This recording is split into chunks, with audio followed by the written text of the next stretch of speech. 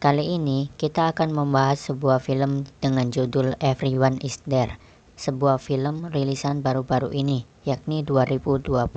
Film ini menceritakan tentang seorang gadis yang bernama Soo-yeon yang ingin mengakhiri hidupnya karena sering dibully di sekolah. Tetapi ada sesuatu hal yang tidak terduga terjadi, yang mana ternyata Soo-yeon memiliki saudara kembar yang memiliki suatu kepribadian yang sangat berbeda dengan dirinya. Dia pun menghukum semua orang yang pernah membulinya di sekolah. Dibuka dengan memperlihatkan seorang gadis yang sedang berlari di dalam hutan karena ketakutan.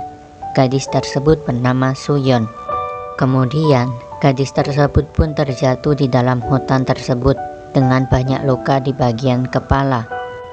Adegan berpindah di mana memperlihatkan Soo-yeon yang berada di dalam rumah sakit. Di sini, Soo-yeon adalah seorang gadis yang hidup sendiri karena ibunya sudah meninggal dan ayahnya berada di luar negeri.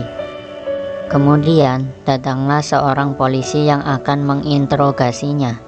Ternyata, Soo-yeon selamat dari insiden tersebut dan ditemukan di gunung pada pagi hari, sehingga kini ia berada di dalam rumah sakit. Karena Soo-yeon baru saja sadar, ia pun shock dan trauma atas kejadian tadi malam. Di sini, kepala sekolah pun merayu guru yang bernama Lee agar menutupi kasus tersebut, karena mereka takut nama sekolahan menjadi buruk akibat kasus pembulian tersebut. Kemudian, Soo-yeon yang putus asa pun mencoba untuk bunuh diri dengan melilitkan kabel infus di lehernya. Tetapi, sesaat kemudian datanglah seorang guru konsultan atau yang biasa disebut guru BK yang bernama Kang Il-yong yang membatalkan aksi bunuh dirinya. Guru tersebut datang untuk menyelesaikan kasus pembulian yang dialami oleh Soo-yeon. Ketika Soo-yeon sedang berkemas untuk pulang dari rumah sakit, tiba-tiba datanglah gadis yang membulinya di sekolah.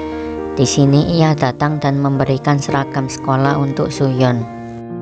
Adegan berpindah di mana Soo-yeon melihat saudara kembarnya yang sedang lewat di hadapannya. Sehingga kini mereka bertiga pun bertemu. Gadis tersebut bernama Yoo Jung-yoon. Di sini diperlihatkan Soo-yeon ketika masih kecil. Karena orang tuanya bercerai, Soo-yeon pun harus tinggal bersama ayahnya karena sang ibu kesulitan merawat mereka berdua. Kemudian, Kang Il-yong pun mengikuti Yoo Jung-yoon di supermarket. Di situ, Yoo Jung-yoon ketahuan mencuri sesuatu di supermarket. Sehingga Kang Il-yong meminta bantuan Yoo Jung-yoon untuk menolong Soo-yeon. Karena Yoo Jung-yoon tidak peduli dengan urusan saudaranya, Kang Il-yong pun mengancam akan melaporkan perbuatan mencurinya kepada polisi. Kini mereka bertiga pun sudah berada di rumah Soo-yeon. Di sini, mereka berencana untuk menukar identitas Soo-yeon dengan saudara kembarnya di sekolah. Ketika Yoo Jung-yoon akan pergi dari rumah Soo-yeon, tiba-tiba ia mendapat kiriman video yang memperlihatkan Soo-yeon sedang dibully teman-temannya di pegunungan. Ia pun langsung berubah pikiran dan akan datang ke sekolah untuk menemui orang yang membuli saudaranya. Saat hari pertama masuk ke sekolah, semua siswa-siswa pun melihatnya karena ia berpenampilan tidak seperti biasanya. Kemudian, ketika ia sedang bermain dengan ponselnya, datanglah gadis pembuli bersama teman-temannya. Namun ia tidak tahu bahwa yang di hadapannya bukanlah Soo-yeon tetapi Yoo Jung-yoon. Ketika gadis pembuli ingin memukul, Yoo Jung-yoon langsung mendorongnya sehingga kini ia terjatuh. Dan saat itu juga, ia membalaskan dendam Soo-yeon dengan merekam gadis yang sudah tidak berdaya tersebut. Namun tiba-tiba, ibu guru datang dan membawa mereka berdua ke kantor sekolah.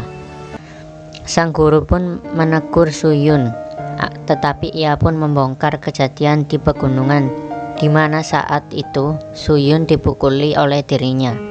Ia yang jelas-jelas bersalah pun memilih untuk meninggalkan ruangan tersebut. Si guru yang akan menghukum Soo-yun pun kini berbalik diancam oleh Yoo Jung-yoon karena guru ini berusaha menutup-nutupi kejadian tersebut.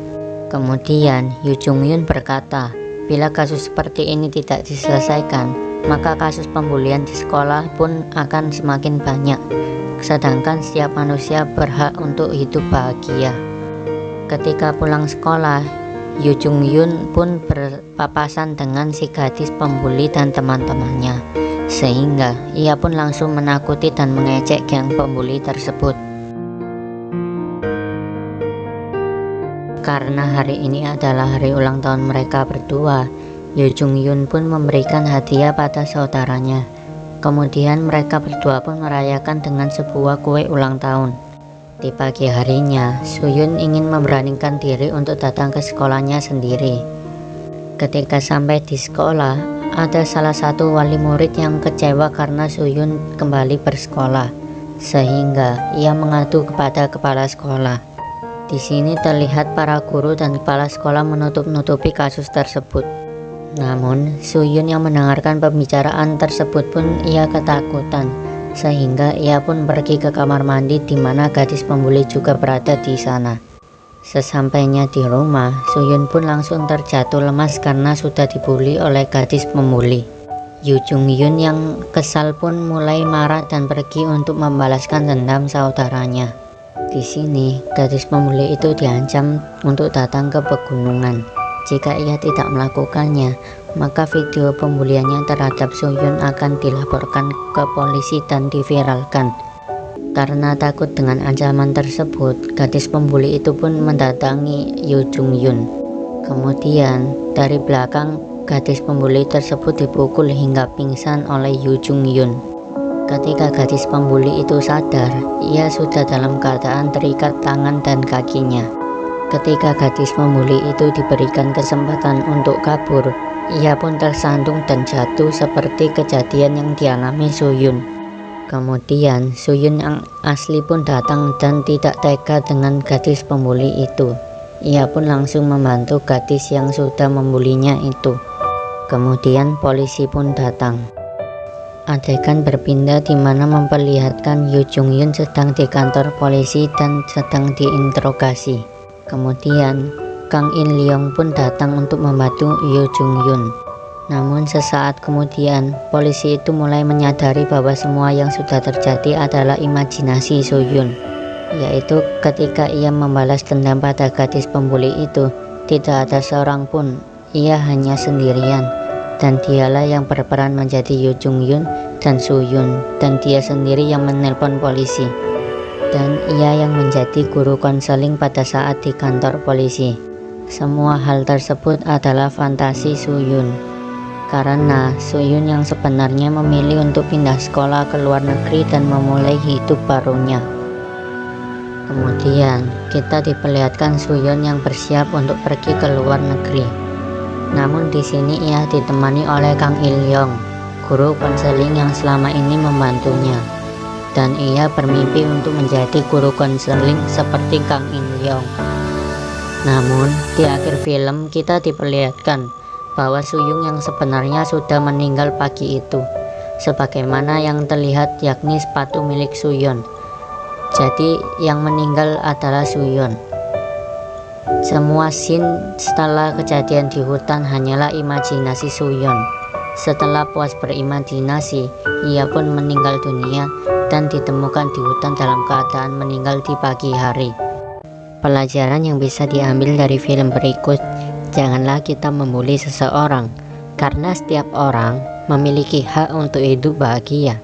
Sebelum kita membuli orang, bayangkan bila orang itu adalah anak kita, karena sesungguhnya balasan akan datang sesuai dengan apa yang kita perbuat. Saya mohon maaf apabila film yang saya rangkum masih banyak kesalahan dan kekurangan. Semoga kita selalu diberikan kesehatan. Jangan lupa untuk bersyukur.